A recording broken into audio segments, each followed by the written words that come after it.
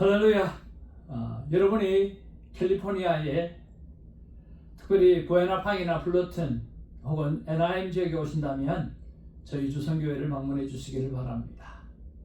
여러분의 집처럼 편안함을 느낄 수 있도록 최선을 다하겠습니다. 주선교회에서는 여러분 모두를 환영합니다. 우리가 감사로 시작하는 하루는 참으로 귀한 은혜가 넘치는 하루가 될 것입니다.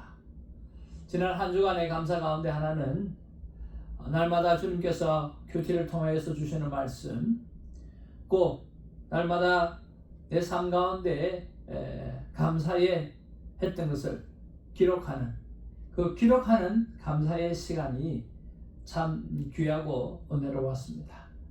이런 면에서 여러분 기쁠 때나 슬플 때나 늘 나와 동행하시고 밤낮으로 인도하시는 그 하나님 앞에 큰 감사를 올려드리는 저와 여러분 되시기를 바랍니다. 기쁠 때나 슬플 때 나와 동행하시며 밤낮으로 인도하소서.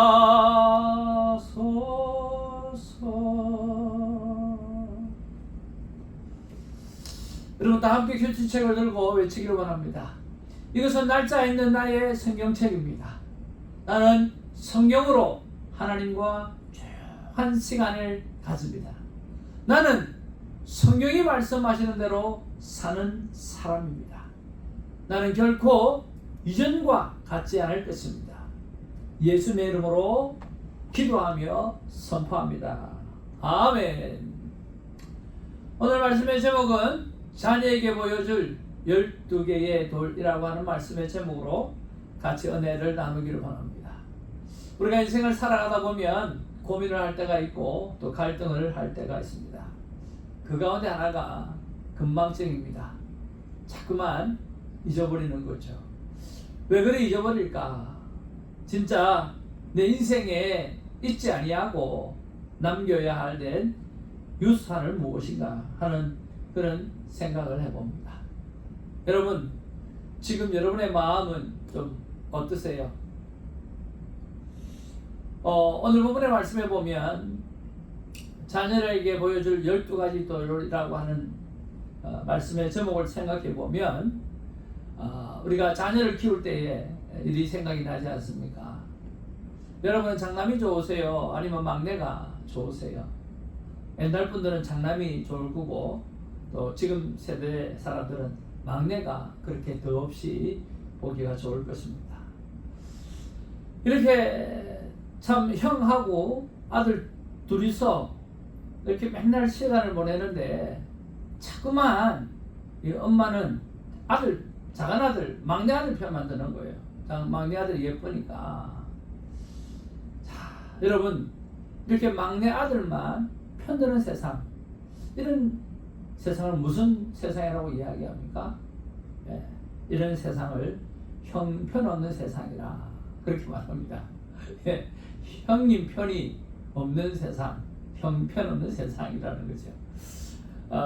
그뿐만 아니라 우리 교회에 우리 신집사님 여기 계신데 저는 신집사님과 오랜동안 신앙생활을 하면서 신집사님이 화를 내시거나 또 짜증을 내거나 역정을 내시는 것을 본 적이 없어요. 참 귀하신 분인데 여러분 그럴 때 말입니다. 이 귀한 분이 화가 나셨을 때 또 짜증이 나셨을 때 여러분 이분을 어디로 모시고 가면 좋을까요? 저는 마켓에 정육부에 이분을 모시고 가고 싶습니다. 그래서 안심을 하나 좀 사가지고 한 권 좀 사서 이 집사님에게 드리면서 안심하라고 그렇게 이야기하고 싶어요. 그래요. 여러분도 나쁘지 않을 거예요. 화가 나시는 분이 있거나 짜증이 나시는 분이 있으면 그냥 우스갯소리로 마켓에 가셔서 정력부에 가서 안심 하나 좀 사가지고 손에 쥐어드리면 안심하지 않을까 그렇게 생각을 해봅니다. 자, 여러분 이 말을 듣고 난 다음에 이제 여러분의 마음은 어떠세요? 이제 마음이 조금 열립니까? 오늘 그 열린 마음 속에 하나님의 귀한 말씀이 은혜롭게 찾아들기를 원합니다. 사실은 우리가 이렇게 주일날 교회를 이렇게 들어와서 하나님 앞에 예배를 드리는데요. 여러분 어떤 마음으로 오셨어요? 아마 여러분 가운데 대부분의 사람들이 주일이니까 내가 교회 가야지, 주일이니까 하나님 앞에 예배 드려야지 하는 그런 마음으로 오신 분들이 꽤나 있으리라고 생각을 합니다. 왜? 주일은 주의 날이고 하나님 앞에 예배 드리는 날이니까 말입니다. 여러분 어떻게 생각하세요? 이것이 거룩한 습관일 수도 있고 또 관성이라 그러죠. 아무 의미 없이 그냥 무의미하게 행해지는 그런 행동이라는 거죠. 저는 그렇게 생각하지 않습니다. 정말 이것은 거룩한 습관이라고 생각이 듭니다. 이거보다 더 귀한 습관이 어디 있습니까? 이거보다 더 소중한 습관이 어디 있습니까? 우리가 특별히 막 은혜를 받겠다고 그렇게 생각하고 오지 않아도 내가 주일이니까 하나님의 날이니까 하나님 앞에 내가 예배 드리러 간다, 하나님께 영광을 드리러 간다 라고 하는 그 습관, 그 거룩한 습관이 최고의 습관일 겁니다.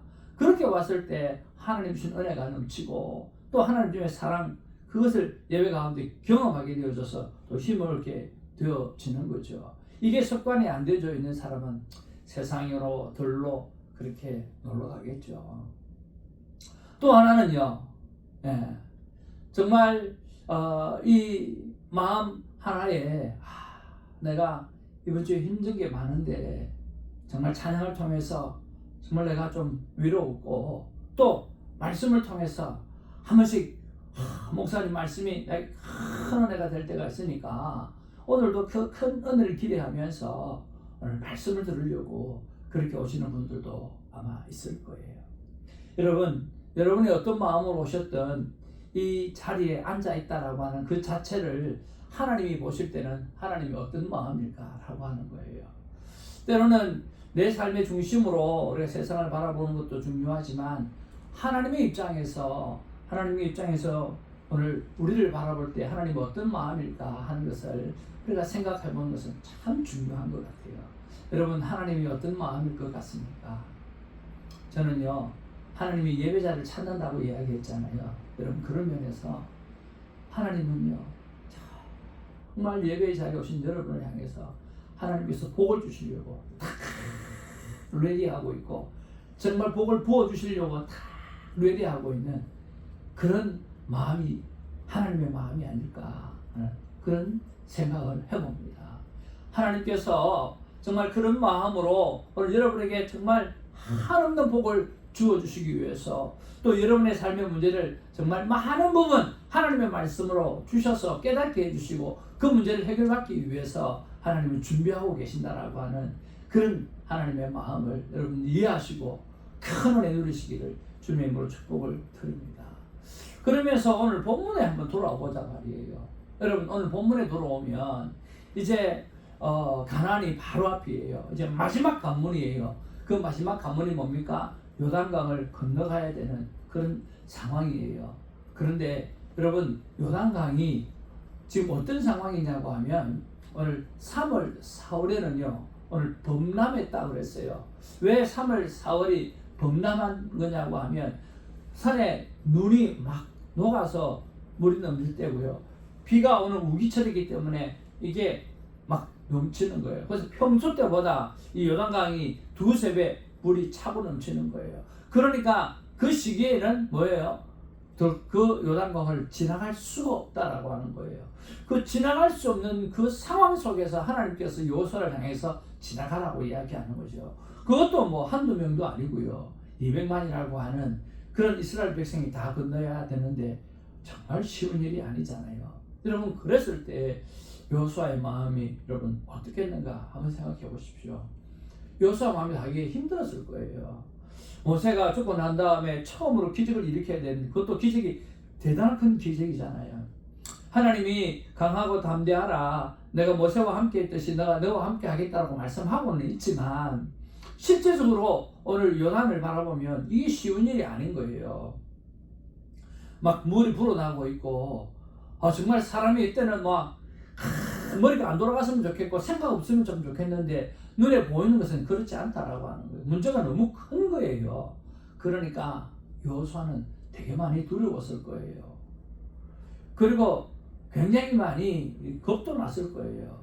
그리고 참 내가 이때 진짜 리더의 모습을 보여줘야 되는데 실수하면 이 큰일 나는 거잖아요. 사람들이 자기를 신뢰하지 못할 거고 또 이 제사장들도 문제가 될 거고 백성들도 다 문제가 될 건데 그런 어떤 중압감 그런 것들이 아마 굉장히 밀려왔을 거예요.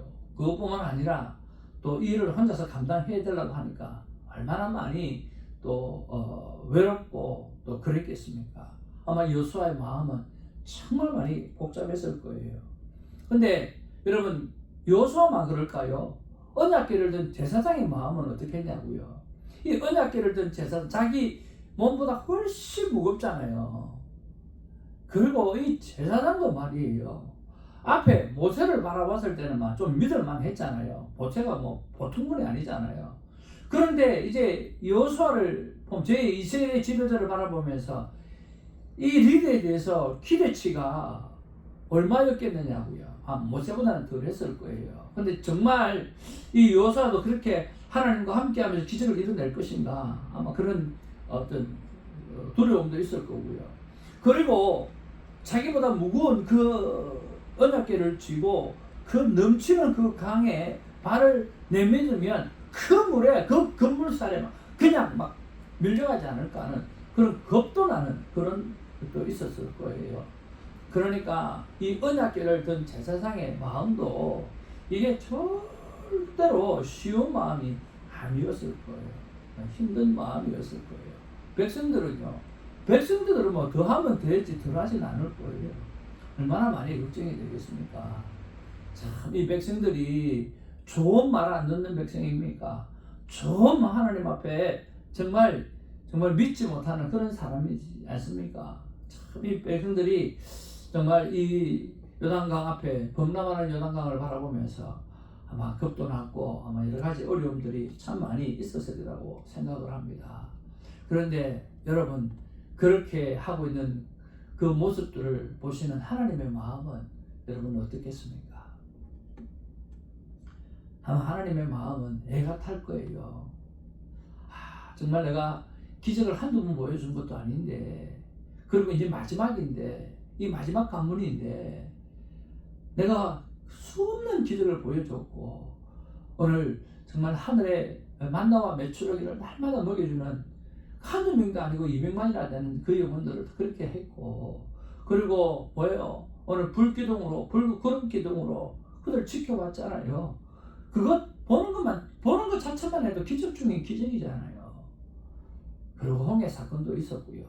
그러니까 하나님의 마음은 제발 두려워 떨지 말고 지난날 내가 너희들에게 행했던 그 일을 기억하라. 좀 생각했으면 좋겠다라고 하는 그런 마음이 되게 많았을 거예요. 너가 홍해를 건너기 전에도 두려워했잖냐. 오늘 마라에서 물이 없을 때도 너희들 걱정해주고 원망했지 않냐. 근데 내가 물 줬지 않냐. 그리고 그 사막에 밤에 그 추운데 내가 불기둥으로 너희를 지켜주었고 그리고 낮에는 그 햇볕에서 구름기둥으로 내가 너희를 지켜주었지 않냐. 지난날 내가 너희에게 행한 것들을 좀 생각해봐라. 좀 기억해봐라. 그럼 기억하면 이게 문제가 될 수가 없다라고 하나님께서 그런 안타까워하시는 그런 모습들을 한 볼 수 있지 않겠는가 생각합니다. 하나님 너무 안타까워지는 거예요. 내가 너희들한테 베푸는 기적이 한두 개가 아닌데 그거 좀 잊지 말고 좀 기억하면 이 문제는 아무것도 아닐 텐데 여호수아야 왜 이렇게 두렵고 떨고 있느냐. 우리 제사장들아 왜 그렇게 두렵고 떨고 있느냐. 이 백성들아 왜 그래 힘들어하고 있느냐. 왜 겁을 먹고 있느냐라고 하나님이 그렇게 말씀하지 않겠는가. 그런 생각을 해보고요. 그런 마음을 가지셨을 거예요. 네, 참 이상하죠. 하나님의 기대는요 기억해달라는 기대예요. 하나님이 행하셨던 그 기적을 기억해달라고 하는 기대가 하나님 앞에는 가득하게 있는 거예요. 그런데 우리는요 늘 잊어버림으로 반응을 한다라고 하는 거예요. 참 대단합니다. 성경 속에 보면 잊어버리는 사건들이 너무 많아요. 특별히 이스라엘 백성이 이제 애굽에서 오늘 가나안에 들어가기까지 정말 많은 일이 있었음에도 불구하고 잊어버리는 거예요. 뭘 잊어버렸어요? 홍해를 건너왔을 때 말이에요. 그 놀라운 기적을 체험했잖아요. 모세가 지팡이를 내밀으니까 어떻게 돼요? 밤새 바람이 불어서 세상에 홍해가 정말 인류 역사상 이룰 수 없는 일이 일어난 거잖아요. 그 길로 오늘 그 200만이라고 하는 사람이 걷고, 또 걷고 나니까 어떻게 돼요? 오늘 애굽의 군병들이 오는데도 완전히 다 수장시켜 버리는 거잖아요. 그러니까 이런 기적이 어디 있어요? 그런데 딱 3일 후에 뭐가 오늘 물이 없이 지내니까 목이 말라가지고 하나님을 원망하잖아요. 마라에서 하나님 반석에서 물을 내게 하시잖아요. 그러니까 3일을 못 가는 거예요. 작심 3일. 오늘 하나님의 기적을 보고 난 다음에 3일을 못 가는 그런 일들을 만나고 있다라고 하는 거예요. 정말 대단해요. 정말 세상에 이런 진짜 바보 천치 같은 사람이 없는지 모르겠어요. 그리고 시내산에서 말이에요. 오늘 모세가 십계명을 받으러 갔잖아요. 그러면 거기에서 뭐 천년만년 있는 것도 아니고 금방 내려올 텐데 그걸 못 기다려가지고 금송아지 만들고 예배드리고, 아니 그 모습을 바라보고 모세가 너무 짜증이 나서 하나님 앞에 하나님이 직접 쓰셨던 그 십계명을 던져버리는 분노하게 하는 그런 일을 경험하게 되어지잖아요. 그게 모세가 몇 년 있었던 것도 아니고, 여러분 그렇지 않나요? 그만큼 인내심이 없어갖고 어떻게 하냐고요. 그것뿐만 아니에요. 하나님이 가나안에 대해서 약속하셨잖아요. 그럼 모세가 12정상군을 보냈잖아요. 12정상군을 보냈을 때 돌아왔을 때 여호수아와 갈렙만 하나님의 약속의 말씀을 믿고 바라보았고, 나머지 10명은 사실은 12명 중에 10명이면 전부잖아요. 그런데 그 말을 부정적인 보고를 하게 되잖아요. 12명 중에 10명이면 이스라엘 백성의 대부분이 그런 마음을 품고 있었다라고 하는 그런 이야기예요. 참 이스라엘이 정말 대단합니다.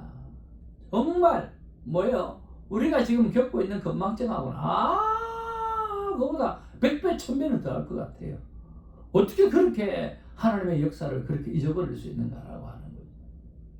그런데 우리도 똑같다는 거예요. 우리도 똑같은 거예요. 은혜는 빨리 잊고요. 문제는 오래 기억하는 거예요. 말씀보다 감정이 먼저 반응하고요. 조금만 위기가 와도 가장 먼저 사라지는 것이 말씀인 거예요. 여러분, 암을 한번 걸려보시면요. 하루 24시간 암에 대해서 묵상해요. 암에 좋은 음식이 뭔지, 암에 나쁜 음식이 뭔지, 그리고 이 마음을 회복하기 위해서 내가 어떤 유명한 병원을 찾아야 되는지 끊임없이 이 암에 대해서 묵상하거든요. 참 신기하죠. 그 암을 치료할 수 있는 하나님을 묵상하는 게 더 귀하지 않습니까? 그 마음을 이겨낼 수 있는 하나님을 묵상하는 거, 그 마음을 치료할 수 있는, 그 암을 치료할 수 있고 그 암을 고칠 수 있는 하나님을 묵상하는 게 더 중요하지 않습니까? 내 안에 아프면 아플수록, 내 안에 힘든 시간이 오면 올수록 우리가 하나님을 묵상해야 되는데, 하루 종일 24시간 우리가 아픔을 묵상할 때가 많고 문제를 묵상할 때가 너무 많다라고 하는 거예요. 이것이 바로 영적인 망각을 말하는 거예요. 그래서 우리는 예배가 필요하고 말씀의 반복이 필요하고 예수님이 필요할 수밖에 없다라고 하는 것입니다. 그런 면에서 지금 나와 자녀들에게 예수님이 필요한 이유가 뭘까라고 하는 거예요. 그러면 왜 예수님이 필요할까요? 예수님은요, 오늘 우리에게 있어서 기억의 중심으로 와주셨어요. 여러분, 예수님이 이 땅 가운데 태어나서 사역을 첫 시작을 할 때도 태어났을 때 굉장히 중요하겠죠. 왜? 그분의 이름이 임마누엘이잖아요. 예, 그분이 하나님의 우리 나의 백성을 구원할 자로 오늘 왔잖아요. 그 임마누엘 함께 하심 너무 중요하잖아요. 그리고 예수님의 시작, 오늘 예수님의 시작이 왜 중요해요? 예수님의 시작이 첫 말씀이 뭡니까? 오늘 회개하라 천국이 가까웠다라고 말씀하는 거잖아요. 그래서 중요한 거예요.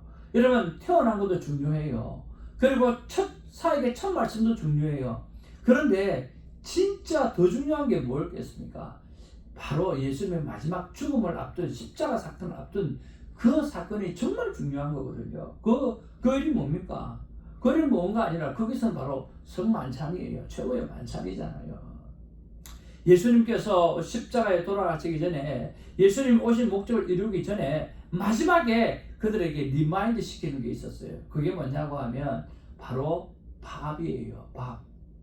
음식이라고 하는 거예요. 그래서 빵을 나눌 때 이것은 내 살이라고 이야기하고요. 나를 기념하라고 이야기하고요. 그리고 또 포도주를 나눌 때 이것은 내 피라고 이야기하고요. 이 피를 통해서 나를 기념하라고 말해주고 있다는 거예요. 여러분, 예수님께서 밥 먹을 때 나를 기억하라고 말씀하신 거예요. 하루에 한 번 가지고는 안 될 것 같아갖고 여러분 하루에 2끼도 먹고 하루에 3끼도 먹잖아요. 여러분 밥을 먹을 때 예수님께서 이 떡은 내 살이라, 물을 마시면서 이 물은 내 참된 음료라, 내 피라, 그렇게 이야기하셨던 말씀을 기억하는 거죠.